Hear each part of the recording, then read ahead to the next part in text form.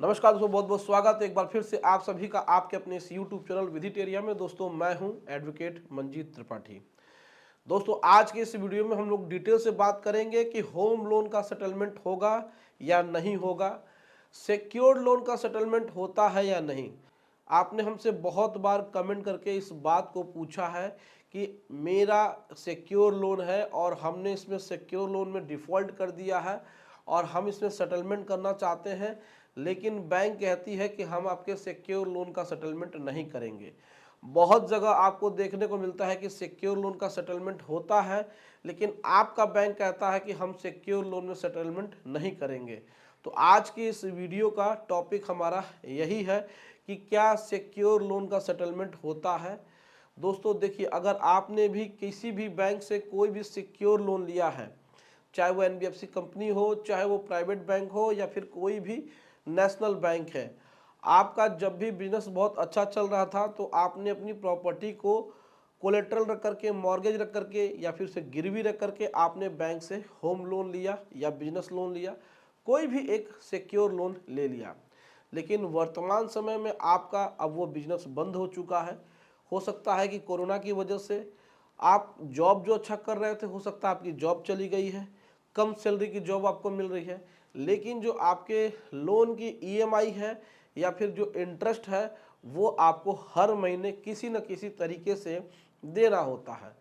लेकिन यहाँ पे अब मुश्किल ये है कि आने वाले कुछ महीनों के बाद से आपको लगता है कि अब फंड का अरेंजमेंट सही तरीके से नहीं हो पाएगा।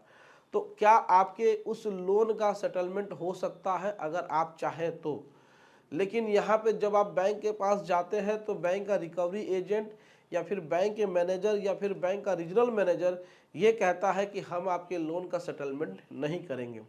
तो ऐसे में आप बहुत ही कंफ्यूज हो जाते हैं, आप लोगों की सलाह लेते हैं, लेकिन बहुत सारे लोग आपको वही बात कहते हैं जो कि बैंक कहता है। लेकिन आज के इस वीडियो में हम आपको प्रूफ के साथ बताएंगे कि आपके होम लोन या किसी भी बिजनेस लोन, किसी भी सिक्योर्ड लोन का सेटलमेंट आसानी से हो जाएगा और बैंक को बहुत ही आसानी से करना पड़ेगा। वीडियो को ध्यान से देखिए। और आपको मैं बता दूं कि अगर आपने किसी भी बैंक से सिक्योर्ड लोन लिया है, डिफ़ॉल्ट कर दिया है, तो आपको डरने की ज़रूरत नहीं है। लेकिन यहाँ पे सावधानी ये बरतनी है कि आपको अपने रीजंस सही बताने हैं।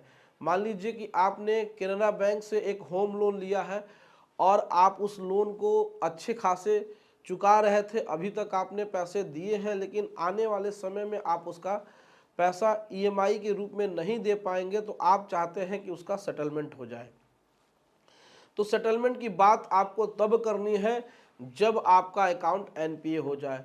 लोग सबसे पहले यही गलती करते हैं कि एनपीए से पहले ही वो घबरा जाते हैं और फिर वो बैंक के पास चले जाते हैं। बैंक के पास किसके पास जाते हैं? वह रिकवरी एजेंटों से बात करते हैं, कलेक्शन मैनेजर से बात करते हैं या फिर बैंक के मैनेजर से बात करते हैं। अब बैंक का मैनेजर देखता है कि इनका तो ईएमआई अभी चल ही रहा है, भविष्य में ये डिफ़ॉल्ट करने वाले हैं, तो कोई भी मैनेजर अपना सर्विस रिकॉर्ड खराब नहीं करना चाहेगा। तो इसीलिए वो आपसे कहता है कि हम आपके लोन का सेटलमेंट नहीं करेंगे, आपकी प्रॉपर्टी हमारे पास मॉर्गेज है, हम तो उसको नीलाम करके उसका पैसा अपना वसूल लेंगे। तो आप इस बात से डर जाते हैं और कंफ्यूज हो जाते हैं कि हमारा लोन सेटल्ड होगा कि नहीं। तो जब आप पहले ही चले जाते हैं, एनपीए से पहले ही चले जाते हैं बैंक के पास, तो यहाँ पे आपको नुकसान होता है और फिर आपको निराशा हाथ लगती है। हमेशा याद रखिए कि मैंने हमेशा अपने वीडियो में बहुत बार कहा है कि जब भी आपका अकाउंट एनपीए हो तभी जाकर के आपको सेटलमेंट की बात बैंक से करनी है। जब तक आपका अकाउंट एनपीए नहीं है तब तक आप सेटलमेंट के लिए योग्य नहीं है, एलिजिबल नहीं है, आपका अकाउंट एलिजिबल नहीं है। तो जब आपके 3 ईएमआई या 3 आपका जो इंटरेस्ट है वो बाउंस हो जाता है तो ही आप जाकर के सेटलमेंट की बात कहें। और दूसरा इसमें सबसे बड़ा पॉइंट ये है कि अगर आपके पास कोई जेन्युइन रीजन है, आपके घर में कोई बीमार है, कोई सीरियस बीमार है, उसके मेडिकल खर्चे में आपका एक बहुत बड़ा पैसे का भाग चला जाता है। मान लीजिए कि आप जॉब करते हैं और आपके सैलरी का एक बड़ा हिस्सा आपके पेरेंट्स के किसी भी मेडिकल खर्च के लिए चला जाता है तो आप उस मेडिकल हिस्ट्री को भी बैंक के रीजनल मैनेजर को दिखा सकते हैं। और आपका अगर लोन कम है और प्रॉपर्टी की वैल्यू ज़्यादा है तो यहाँ पर दिक्कत हो सकती है। लेकिन कभी कभी क्या होता है कि अगर प्रॉपर्टी की वैल्यू कम होती है और लोन की वैल्यू ज़्यादा होती है तो यहाँ भी सेटलमेंट हो जाता है। तो दोस्तों हमेशा याद रखिए कि लोन का सेटलमेंट हमेशा होता है, चाहे कोई कुछ भी कहे, लेकिन उसकी प्रक्रिया सही होनी चाहिए। सही समय पे आप बातें करें। मान लीजिए कि आपको कोई बीमारी अभी है नहीं और आप डॉक्टर के पास सर्जरी के लिए चले गए, तो डॉक्टर आपको सीधे मना कर देगा कि सर्जरी हम नहीं करेंगे, क्योंकि आपके पास कोई प्रॉब्लम है ही नहीं। तो उसी तरीके से रीजनल मैनेजर या बैंक का मैनेजर या कलेक्शन मैनेजर जब तक आपका अकाउंट एनपीए नहीं होता है तब तक वह सेटलमेंट नहीं कर सकते हैं और न ही सेटलमेंट की बात वो कह सकते हैं। तो दोस्तों इस प्रकार से आपने जाना कि आप अपने किसी भी सिक्योर लोन का सेटलमेंट कैसे करा सकते हैं और कब करा सकते हैं। तो दोस्तों वीडियो अच्छी लगी हो तो वीडियो को एक लाइक ज़रूर करिएगा, इसे अपने दोस्तों और रिश्तेदारों में शेयर करिएगा और हमारे चैनल को सब्सक्राइब करके हमें सपोर्ट ज़रूर प्रदान करिएगा।